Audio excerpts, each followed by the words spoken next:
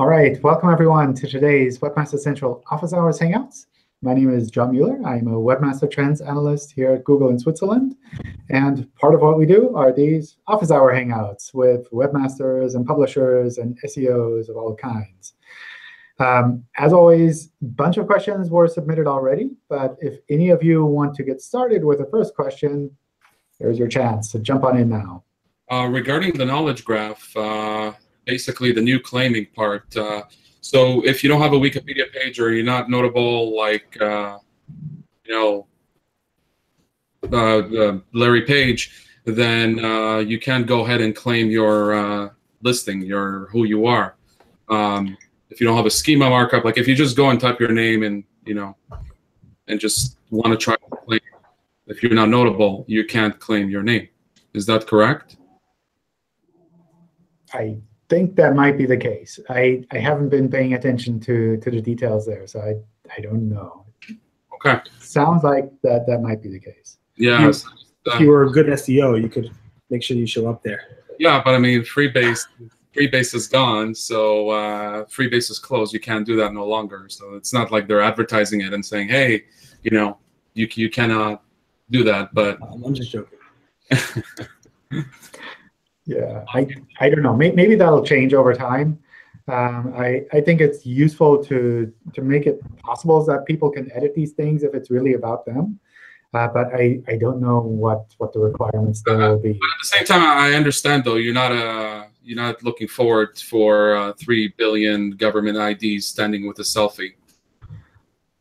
Probably, yeah. I don't know how that will be set up in the future. But it makes sense. I understand now. So, cool. Yeah. I have a question about what you announced this morning, the API indexing API. Okay. So it's very cool. Job postings, posting URLs is a really nice way to start with that. Obviously, like you guys described. Will you guys be releasing it for more areas, like not just job posting URLs? I don't know. I don't know how far we can take that. I think especially for jobs, it's something where we've noticed this is a real problem. Not just getting stuff indexed, but also getting stuff out fairly quickly. But I don't know if that's something that will be available for other types of content as well. If you look at the website, it was worded in a way that sounds like it will be released for other areas, currently only for a job. But you have no insight, or you just don't want to say anything. You don't like to pre-announce things. Yeah, I mean it's something where we need to see how it works out first. And this is different than what was announced 2 years ago at the Google I/O thing around real-time indexing API, which kind of never really was totally different. I think it's a totally new API. Okay, thank you. Hello. I'm Jordi from Wikilog, and I have a question. Sure. Regarding the correct use for SEO of Google translations in a web page. I wrote it to the post yesterday. I will read. Our website supports 22 languages and has a subdomain for each language. The navigation elements are all translated in the corresponding languages, but not most of the text content is written by users and is in one language only, the native language of the user who wrote it, okay? The problem we have is that, for instance, a German visitor might land on a page where the navigation is in German, but the main content, the user content, might be in Spanish because it's written by a Spanish user. To improve the content accessibility, we would like to show each visitor the content in their own native languages. And we plan to use Google Cloud Translation API to translate this text to help the users understand something. If we decide to show the translated version of the text automatically in its own subdomain, for example, German text in the DE, will this penalize our SEO? It is better instead to show always the content in the original language and let the visitor click a button to request the translated version. The translated text will have the corresponding meta tags to show the crawlers that it's translated by Google. And also we have a link rel alternate hreflang in the header to show the different versions, including the one subdomain that have the original content. but we really don't know if it's correct to show automatically when the user enters the translated version, or it's better to give the user the option. I want to know your idea about that. Yeah. So for us, the problem is if you let us crawl an index automatically translated content, then that quickly looks like auto-generated content, low-quality content. Mm-hmm. So what we would recommend doing is letting Googlebot index the original language content with maybe the menu and things like that in German. And for users, then using something like JavaScript or something to show the translated version as well. So kind of like to have the original content and then the translated version for users, but prevent the translated version from being indexed by Google. OK. This means that it's OK to just show the translated version automatically if it's by JavaScript? Sure. Yeah. OK. If the user, when they click on a search result, they see the content that they were looking for, that's perfectly fine. We just want to make sure that we're not indexing any automatically generated content, especially low-quality automatically generated content like from an automatic translation. Okay. I know these systems are getting better and better, so maybe we'll have to rethink this. But it's still the case that if you have automatically translated content, it's not really that fantastic. As you say, the point is that we really don't want to use that for better SEO. We just want to make the option to the users to understand more things without getting any kind of penalty. And thank you. We will use that. We will always show in the HTML the original content, and with JavaScript marking in that it's automatically translate the content. Thank you. Cool. Fantastic. All right. Let me run through some of the questions that were submitted, and we'll definitely have more time for other questions along the way as well. Is there any demotion or penalty for having an article with an H1 and a title that says 33 great online business ideas to make you rich, and then putting it on a URL that says the same thing? Would the algorithms look at this to like you're trying to game the algorithms or something? From our point of view, that's perfectly fine. It's not the case that we would automatically promote this site to like #1 rankings just because it also has the same keywords in the URL as it has on the page itself. But if you think this makes it easy for your users to access your content, like, feel free to go ahead. So that's something where we don't feel strongly either way. But you guys basically would just take it and then ignore either the H1 or just choose the URL path or whatever, right, John? Or the algorithm would just whichever. I think it kind of depends on what all you're doing there. At some point, if you go down this path, then it's really easy to get into a keyword stuffing situation where you're essentially just repeating the keywords over and over again in the hope that this makes it even more popular for Google and other search engines. And search engines have learned about that over the past, 20 years or so that they've been active. And they ignore most of this keyword stuffing already. So it's something where it's like you could do it, but it's not going to help your site. So instead of doing that.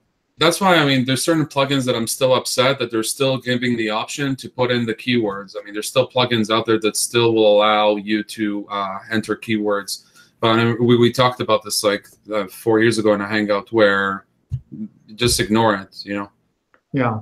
I think it's good to be direct in your content. And if you see people searching for something specifically, then it's like, why not mention that within your content, but don't overdo it. It's like for some clients that still are still obsessed with the way back stuff. What I do is in HTML, if it's still an HTML site, I'll just leave it in quotes.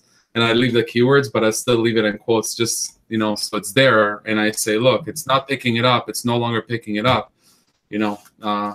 Sorry. All right, next one is about canonical URLs. The setting for the canonical and the URL parameter crawl representative URL is set correctly. Why is Google still indexing the wrong version of my URL? So this is something that comes up again and again. And I think it's important to realize that when it comes to canonicals, on the one hand, we try to figure out which URLs belong together. So if we can recognize that these URLs all show the same content, then we can treat them as one group. And then within that group, we have to figure out which URL is actually the right one to show to users. And we use a number of signals to figure that out. That includes the rel canonical on the pages. It includes redirects, if you have any on these pages, internal linking within your website, the URL parameter handling tool, sitemaps. All of these things kind of come together. And the more we can clearly understand that this is really the URL that you want to have indexed out of this group of URLs that shows the same content, then the more likely we'll actually go down that route and choose that URL and show that URL in the search results. So that's something where if you're not seeing your rel canonical URL indexed, then probably that usually means that there's some conflicting signals that you're sending us otherwise within your website, or maybe you're linking to a different version, or you have the different version of the sitemap file, or with hreflang links, or some other connection within your website that isn't making it perfectly clear to us which of these versions you want to have chosen. And the other thing to keep in mind here is that when we pick a canonical URL, it does not affect the ranking. So we take all of these different URLs that we know about for the same piece of content, and we essentially just pick one of the URLs to show in the search results. And the ranking is the same regardless of which URL that we show. So it's not the matter that you need to kind of like tell us exactly which one it is and we'll rank it properly. It's more a matter of, well, you have a preference and you prefer to have this one shown. And the clearer you can make your preference known, the more likely we'll actually choose that. But from a ranking point of view, they should essentially be the same. I'd like to know how we can assure that e-commerce sites that index internal search pages don't get hampered, considering that there are many problems to be taken care of, like internal linking and no indexing URLs, I guess, and canonicalizing with parameters. What should we do with e-commerce pages that have internal search pages? So first of all, I think this is something that is very specific to individual websites. I don't think there's a one simple, clear answer that applies to all e-commerce sites where you can always say they need to do exactly this, and it'll be perfect in search. There are two main reasons why we sometimes pick up these internal search pages. Sometimes these internal search pages are really useful as a type of category page. Some e-commerce sites are set up that way already, where if you look at, I don't know, shoes, if you search for shoes, then you end up on a category page on this topic, which lists all of the different items, which gives us a lot more context for the individual items that are listed there. The other aspect that's really important for us is that we can crawl to the individual linked pages from there. So again, if you have a shoe store and you have individual shoes for sale, then we need to be able to find all of those individual shoes by crawling your website, which sometimes goes through these kind of category pages or search pages. So those are kind of the two main reasons why we sometimes use these. And depending on how you have your shop set up, how you have your website set up, we might want to have some of these pages indexed, or we might not want to have some of these pages indexed. If we can crawl your site already using your normal navigation, then maybe we don't need to have those search results pages indexed at all. Whereas if these search results pages are essentially a type of category or navigational element, then maybe we need to have some amount of these search results pages indexed. And figuring out what amount is worth indexing is something you need to figure out for your site on your own. So some people like to just have the first page indexed. Some people like to say, well, if there are fewer than a handful of items, I'll just no index that page and hope that these items are also linked on other parts of the website.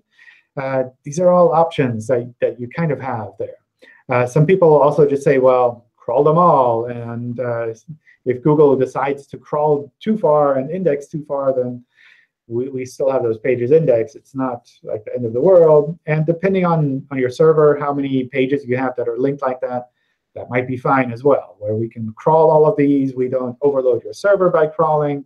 And indexing is a little bit messy, but it kind of works too. So it's really, I'd recommend taking a step back and thinking about which of these pages are really important for your site, and why are they important? Are they important landing pages? Are they important pages kind of for the internal linking of your website? And if neither of these are relevant, then why do you actually need to have them indexed? Lots of e-commerce sites obfuscate mega menu links on internal pages to lower a number of links on that page and distribute more popularity to other pages. Users have a normal navigation with all links, but Google Cache shows empty menus. Do you penalize this way of doing menus? I don't exactly know what you're referring to, so it's hard for me to say exactly what is happening here. Sometimes what happens is that sites use JavaScript for some of these mega menus to make it a little bit more interactive, to limit the amount of HTML that needs to be sent to the user for every page load. And in some cases, depending on how the JavaScript is set up, the cache page doesn't process that JavaScript. Because the cache page primarily uses the HTML page that was sent to Google when we crawled. And if the JavaScript within that page can't run, because maybe it's like a cross-domain situation, the JavaScript isn't on the page, it's on the site, and there are some restrictions with regards to how JavaScript can run, then in cases like that, the cached page would not show all of those mega menus. And that's perfectly fine. That doesn't mean that we're not indexing these mega menus, but that might be what you're seeing here. With regards to kind of sculpting the mega menus to kind of pass PageRank in a way that you prefer to have done, for the most part, that's something that's probably not worth the effort, in the sense that it helps us to understand the context of individual pages. If you're linking across similar product pages, if individual items are linked within similar sections on the website, then all of that helps us a little bit. So I think the value that you might get out of doing things like PageRank sculpting are usually offset by us not having a full understanding of the full context of the website, so we don't know how to rank those pages properly. So for the most part, I think your time is better spent focusing on the website itself and improving the quality of the site, rather than trying to sculpt the links from individual products to other individual products within your website. What happens when we use text on our page with display none? It won't show to Google and users. Will it have an effect in Google search? For example, if I have some paragraph with style display none, will Google search show it to us if we search for that text? So it really depends on how relevant those pages are with regards to Google search. So in general, when we see that a piece of text is not visible by default, then we'll try to not give it as much weight in the search results. But if someone is explicitly looking for that piece of text, and especially if that's a kind of unique piece of text, like in this example where you have like alpha no as an anchor text, which seems like something fairly unique, then if someone searches for that, and this is one of the few pages that it actually has this text on it, even if it's not shown by default, then probably we'll still show that in the search results. So that's something where there's no like black and white, where we'd say if it's not visible by default, then we won't show it at all. We won't give it as much weight, which means there might be other pages that rank higher.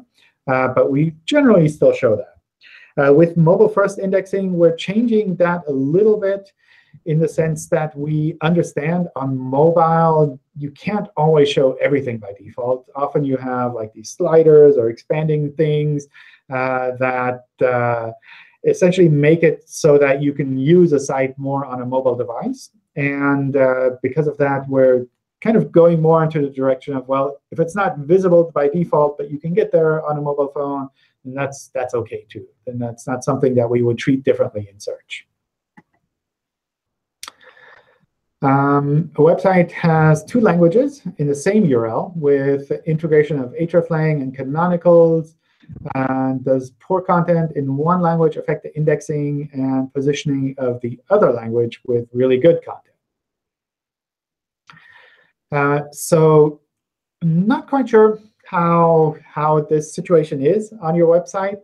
If it's the case that you have one URL and you change the content depending on what language you think the user wants to see, then that's a bit tricky, because then when Googlebot sees that page, probably it will only see the English version of the page, because we're crawling from the US. So if you have an alternate version, maybe for users in France, then probably we would never see that. On the other hand, if you have the 2 language contents side by side on the same page, that's something where we would probably pick up both of those language versions. But it's hard for us to recognize what the primary language of that page might be. So again, if you have English and maybe French content on the same page, maybe you have like side-by-side translations. And then if someone is searching in English, it's hard for us to be really sure that this is actually a good English result for them, because we see there's a lot of French stuff on here, too. And similarly, for a French user, if they're searching, we see like the English and the French content. And we see this is actually a good match for the French query, but it has a lot of English content here, too. Is that actually a good result?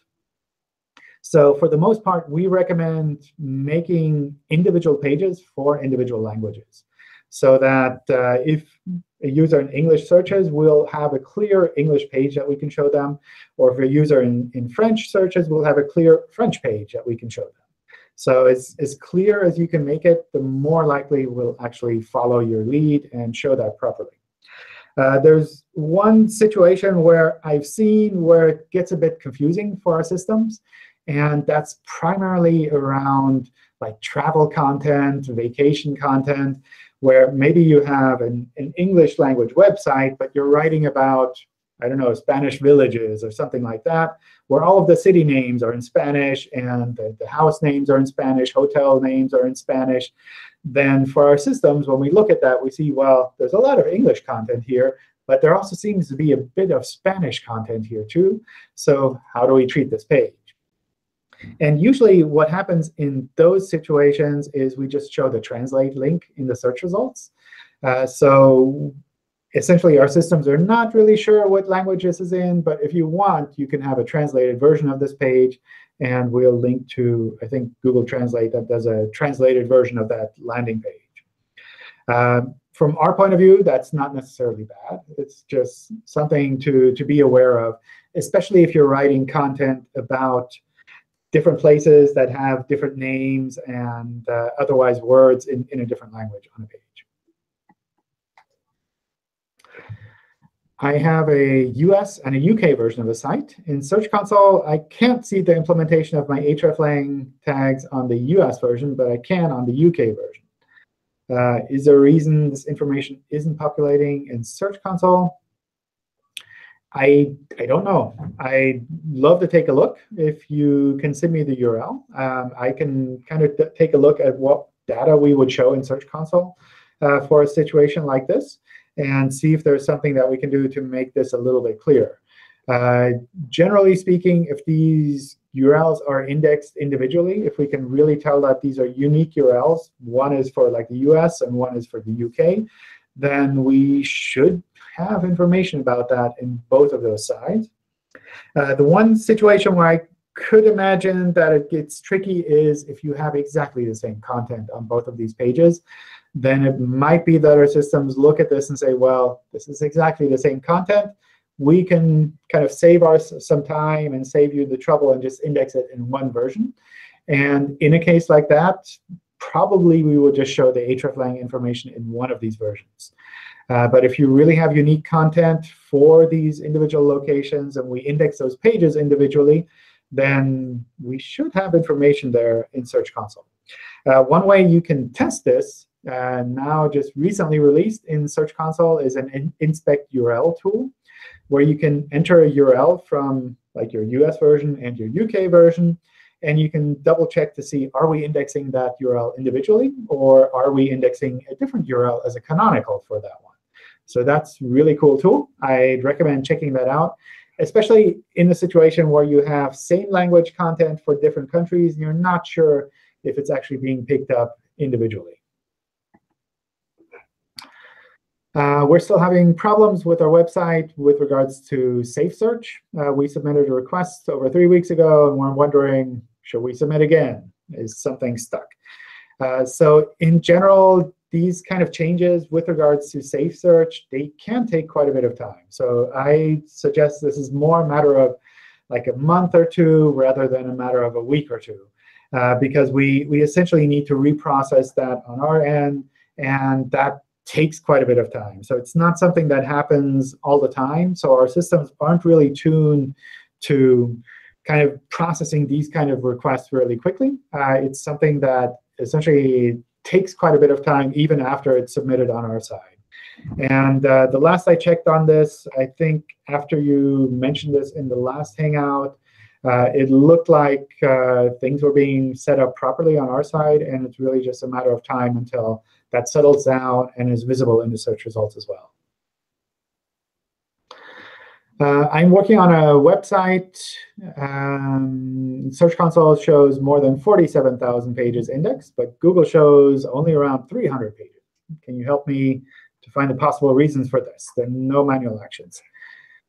So I assume with you saying Google shows 300 pages indexed, you're doing something like a site query for your website. And in general, a site query is a very simplified approximation of what we think is relevant to show from your website, and does not mean that we would show like a complete number of all the URLs that we have indexed from your website. So I would not use the site query results for any kind of diagnostics purposes within your website. So that's kind of the first thing to watch out for. Don't use a site query for that. The other thing is something that might be relevant to your site, might be relevant to other sites as well. It looks like you have a property site.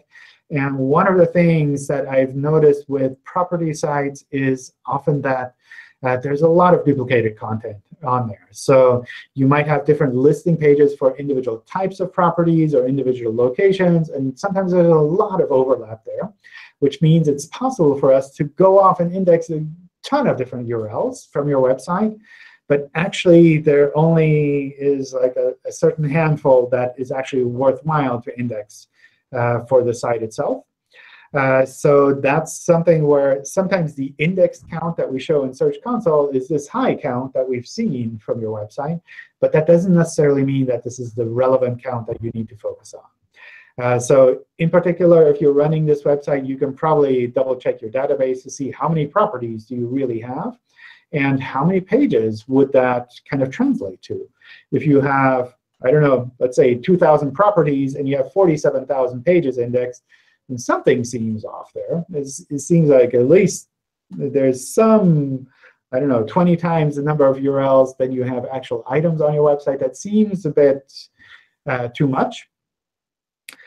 So that might be something worth double checking as well. So I wouldn't necessarily assume that a higher number of index pages automatically means more traffic to your website. Sometimes it's worthwhile to have fewer pages indexed and to know that these are really good pages, that these pages are really relevant in search, and that they actually have a chance of ranking against kind of a competitive environment. So that's kind of the direction I would head there. Don't just focus on the numbers. Really think about what is actually important for your site to be indexed. Regarding indexing, when are you getting rid of the desktop and mobile smartphone when you fetch? When is that leaving? As soon as the mobile, as soon as everybody has, as soon as everybody converted, like to mobile, or? To mobile-first indexing, I suspect that will take still a bit of time. Okay. So we've started moving a lot of sites over to mobile-first indexing, but there's a lot left to do. And in particular, there are lots of sites that aren't ready yet. So we want to kind of figure out more of a long-term plan with regards to what it takes to actually get these sites moved over, how we can give them information on things that they might need to do to make their sites more available for mobile first indexing, all of these things. And that's something that I expect will probably still take years. I don't see that happening anytime soon. Yeah, it's not like all of a sudden the whole world can convert. Yeah, it's just that when you fetch, do you fetch desktop and mobile at the same time? I usually do. I don't know. It's just so both. Oh, you mean like in Search Console? Yeah, in Search Console, when you fetch, you can fetch desktop, and then there's an option to fetch mobile smartphone. So, I mean, I know that desktop fetches smartphone all at the same time, but there's two of them, so I just submit to both. With regards to fetching and checking, I think you can check separately. With regards to submitting to indexing, you only need to submit one of them, and then we'll pick both of them up. But with my recent cases, there was one which was really crazy, so I had to, yeah. That one, the famous. I think it's good to have the tools available to check both of the versions, because it's not going to go away that quickly. And even if we have 90% of the sites moved to mobile-first indexing, you still want to double-check what the desktop site might look like to something like Googlebot. Exactly. Okay. When companies that are in the same industry and aren't competitors blog with each other in order to share relevant, helpful information, is that frowned upon? What if the links are included in order to give proper credit? In general, if you have natural links from one site to another, that's perfectly fine. That's not something I really worry about there. My worry is kind of with regards to the way the question is phrased, in that you're like explicitly saying we're sharing relevant, helpful information between us two. That almost sounds more like you're just doing link exchange between different sites, which would be something that the web spam team might not like to see, because it's essentially an unnatural link. But if you're linking to another site and it's a part of your normal content, and this is something that's like you're linking to this site because they're relevant for this specific thing that you're writing about, that's something I would not worry about at all. It's really more the situation where you have kind of like a systematic linking between different sites that you have organized. That's kind of what I'd worry about. So how do they determine? I mean, they continue to have this consistent pattern of a site. So if a site like if they're very consistent with that pattern, I mean, they just take action and like. Usually these things are pretty obvious. So it's not the case that you run across a random blog post and you think, oh, I wonder if there's something sneaky happening in the back here. It's usually the case you look at one site and you see, well, it's like everything is like this, then those patterns kind of align and make it a little bit more obvious. But there are sometimes tricky situations that we don't get right, that we don't get right algorithmically, and that's why we do this on a manual way, and that the manual web spam team does take a look at these sometimes. And sometimes when they get them wrong and we get a reconsideration request back saying, hey, this is like completely natural, there's nothing crazy happening here, someone else might take a look at that and say, oh, yeah, you're right. We shouldn't have kind of taken action on this, and they'll revert that manual action as well. What do you do about acquisition sites that have been acquired? One famous one out there that owns 10 of them, like literally owns everything, and then they link from one place to another, and one place. I mean, do you just ignore that? I mean, is it fair? Like, do you ignore? What do you do in that case? And we're talking, there's I think one I know that has like 50 of them, like in the technology world. That happens. It really depends on the situation, where the web spam team might take a look at that and say, well, actually, this is more like a doorway page in that you have different ways to lead to exactly the same product.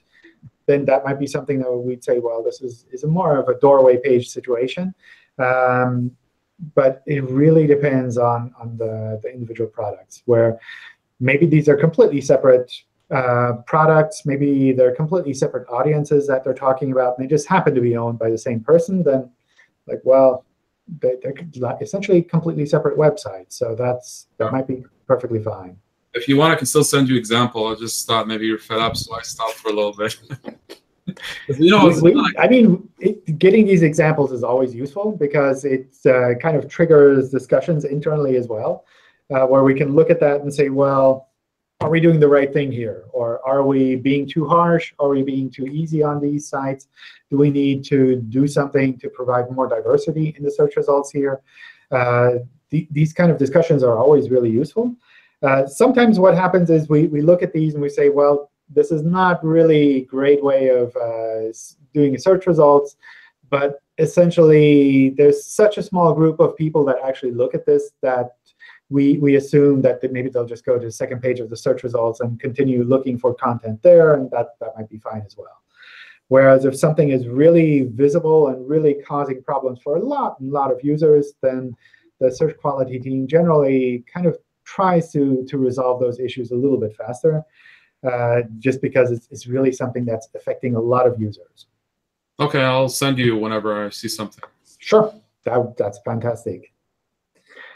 All right. Does Google treat links separately, which is visible on default load, and those links that are only visible after clicking on JavaScript pagination links? In both of these situations, does Google pass PageRank?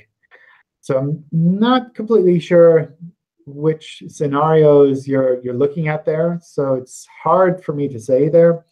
In general, if a link is generated with JavaScript and not there with the HTML, then we need to render that page to see that link. And we do render pretty much every page nowadays. Sometimes it's just a matter of time until we get to the rendering part. So it might be that there's a little bit of an offset time-wise there. But if the link is visible on the page after rendering with JavaScript or in the static HTML, then we can follow that, and we can pass any signals that we have through to those links like any other normal link. So just because it's there because of JavaScript or because it's there because of static HTML, from our point of view, in the end, it's a link on this page, and we'll treat them the same. If you don't want to pass any signals, you can put a rel nofollow on those links. You can do that in the static HTML or with the JavaScript. It's the tricky part there is that you should not change these kind of things with JavaScript. So for example, if your link is in the static HTML without a rel nofollow, and then JavaScript adds a rel nofollow afterwards, then because these are processed time-wise slightly offset, it might be that we process the page first without the rel nofollow, and we forward all of the signals through to those links. And then afterwards, when you add the nofollow with JavaScript, it's like it's already done. So essentially, what you need to make sure is that if you're doing something with JavaScript, it shouldn't be conflicting to what you have in the static HTML. And another extreme case here is if you add a no index to a page, or if you have a no index on a page and you remove it with JavaScript, then that would be a big kind of conflicting change on this page that you're doing with JavaScript. And we can't really guarantee which of these versions will be the one that kind of overrides the other one, because it's conflicting. You're telling us this page should be indexed, and then after we process it, the JavaScript, you're saying, well, it shouldn't be indexed. Like, make up your mind. Which one do you want? And maybe we'll index it initially, and we'll drop it later. Or it's like, which one of these should we treat as the source of truth for your website? So that's kind of what I would watch out there when it comes to JavaScript and changing things on a page. But if you're just adding links to a page, if you're adding content to a page with JavaScript, and these are normal links, that's all perfectly fine. In which condition does Google show a title as a snippet as well? It's not taking the snippet from the page content nor from the meta description. Does that mean the content and description are not relevant to the query? Sometimes that can be the case. So we do try to adjust the snippet and the title based on the query that the user gave. we try to make it so that both of these kind of explain a bit what this page is about to users so that they know what they're getting into and how it kind of pertains to the query that they gave initially. So that's something where we try to take the title and description that you have on your page, if we can use that. But if we can't use that, maybe we'll take something from the content on the page. Maybe the title itself is kind of what's relevant there. Sometimes it's also the case that the HTML is broken on the page, that we can't clearly extract the title, and we don't know which part is title and which part is the body of the page because the HTML is kind of broken. So that might be something to double check there too. Is it still good advice to say that AMP pages don't need a separate sitemap file with new Search Console and additional data that we can provide? I believe that's still the case, because especially if you have separate AMP pages, then you'll have the link rel AMP HTML to your AMP pages, and from the AMP pages back the link canonical to the traditional web page. Then you don't really need a separate sitemap file. We'll update the AMP cache when we see an update of the normal HTML page. We'll also update the AMP cache separately as we see your site being shown in the search results. So you wouldn't necessarily need a separate sitemap file there. If you have separate AMP pages which are AMP only, then obviously doing a sitemap file makes a lot of sense, because these are the only versions of the page that you have. And we wouldn't have an HTML version that we could otherwise kind of use as a basis for your AMP version. So if you have this kind of traditional connected AMP setup with AMP pages connected to traditional web pages, definitely use a sitemap file for your traditional web pages. If it's AMP only, then those are the URLs that you have, so you put them in the sitemap file. If you have a new e-commerce site that sells office supplies, would getting customers to leave reviews be enough to make it distinct from other alternatives, or then do they need to go above and beyond somehow? So in general, if you're offering something that's kind of like a commodity that everyone has, then you really need to find some angle to make your site unique and compelling. And maybe that angle is reviews that you have on your website, which are useful and which provide additional information. Maybe that's not enough. So especially if you're selling office supplies, I don't know how useful a review for, I don't know, paper or pens or something like that can be. Maybe if you have really unique and cool office supplies, that would help. But otherwise, it feels like a very small step into making things a bit more unique and compelling. I assume from an indexing point of view, we'll index these pages perfectly fine. And if someone explicitly searches for them, we'll definitely show them in the search results because we have them indexed. But if you're competing against like existing sites that have been working on this for years and years, then you really need to make sure that you have something that can like be at the same level. Reinvent office supply. I don't know. I mean, it's always hard when it comes to these commodity things, but I'm sure like someone who's really creative could figure out ways to offer office supplies even in a way that is unique and compelling, in a way that people would explicitly search for that site and say, I want to get my paper from this specific website because I know what they're doing is really cool, or I really like what they're doing otherwise, or the office supplies are kind of unique. I don't know, like finding that right angle, I think is important for any business that you have online or offline. Like really making sure that you're differentiated. If it's a news type, the same kind of problem then? I can barely hear you. Can you repeat that, please? Yeah, is this any better? Yes. If it's a news site, is that the same kind of problem? I mean, if you're going to cover, I know you talked about this last time, how to unlock an Android phone, which has probably been discussed a million times. Is that the same kind of problem, or is that less of an issue because it's not really geared around something specific? So if you say, how to unlock an Android phone blindfolded, I don't know, but have a unique angle on it, would that help that news site that I think anything that you can do to give your site a unique angle that is something that users would actually want to see, that can help there. So that could be something that you're doing, like, I don't know, blindfolded, or like you do all of your tech reviews while dancing, or I don't know, something crazy where people say, well, this is actually fun to watch and informative, so I'll actually go there explicitly. Anything like that helps us to understand that this is actually something unique and not like everything else. And finding that angle is really hard. And it's still something where you're kind of competing with all of these existing competitors who might have been doing this for a really long time and maybe put a lot of money and a lot of time and effort into actually getting where they are. So ranking and competing against those is always going to be really hard. Am I allowed to give an example? Sure.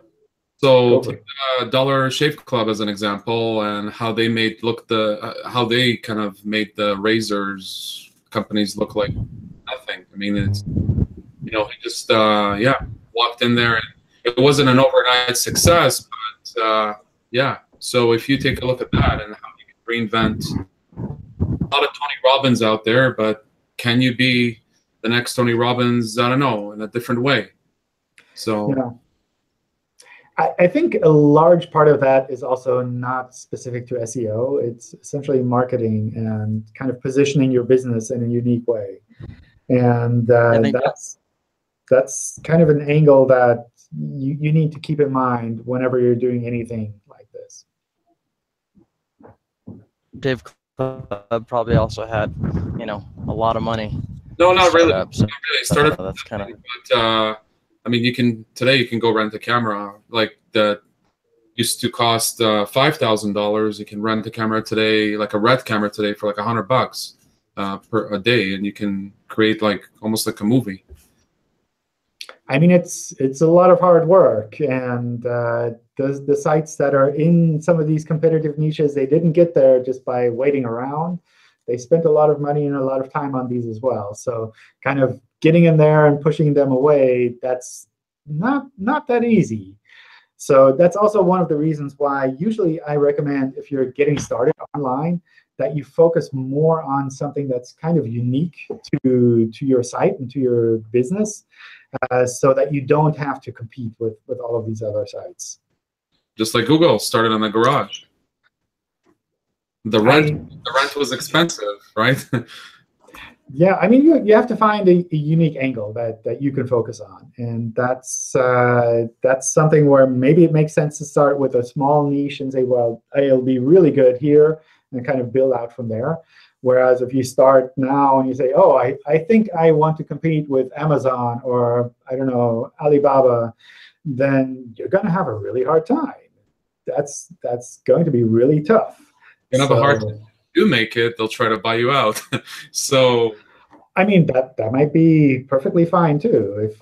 If you're happy with that and it works out for you, why not? But it's not easy if you're going into a market that has a lot of really strong competitors. Well, when you say niche, obviously, no one wants to compete head to head with Amazon or Alibaba. So, maybe the niche is, you're the only supplier. Your site's just focused on the world's best pencils. Maybe that's still too broad. Yeah. Yeah.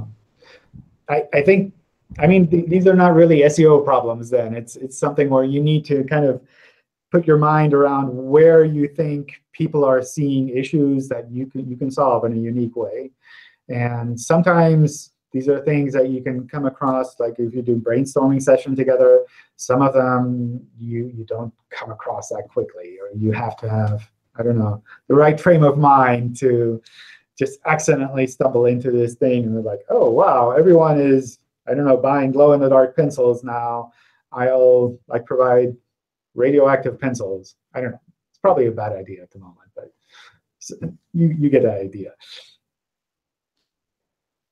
All right, let me double check to see what other questions we have left. Almost out of time. There's some things about like backlinks. Like if there's a link and it later gets removed, is that bad? Essentially, we reprocess those pages over time, and we see the link gone, then that's a link that's no longer there. If a page returns e-tag or less modified headers, will Google send those in future requests and use a 304? Sometimes. So we sometimes do if modified sends requests, but we don't always do them because we know some sites get them wrong.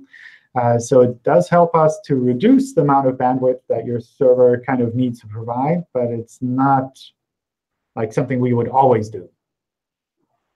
We're moving a large site to HTTPS. Anything we need to watch out for? So we have a lot of items on our checklist when moving to HTTPS. I double-check that.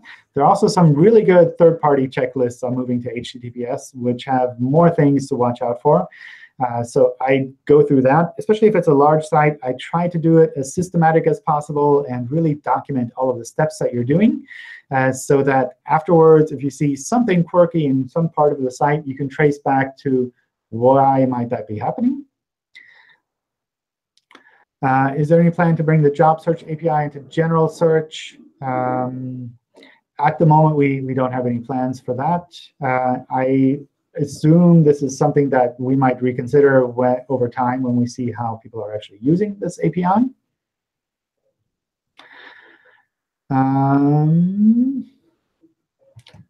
Let's see. What do you think about canonical tags for images for only having the best size indexed? We don't support the rel canonical for images at the moment, so that wouldn't necessarily help. We're currently discussing what we can do with like source set attributes within the image element or within picture elements when you have responsive images that kind of have different resolution files available. It's kind of tricky because on the one hand, I understand that people like to get all of their images indexed. On the other hand, for image search, if people are explicitly looking for a specific size image from like on a specific topic, then probably they're not coming to your website to convert in whatever way that you want them to convert.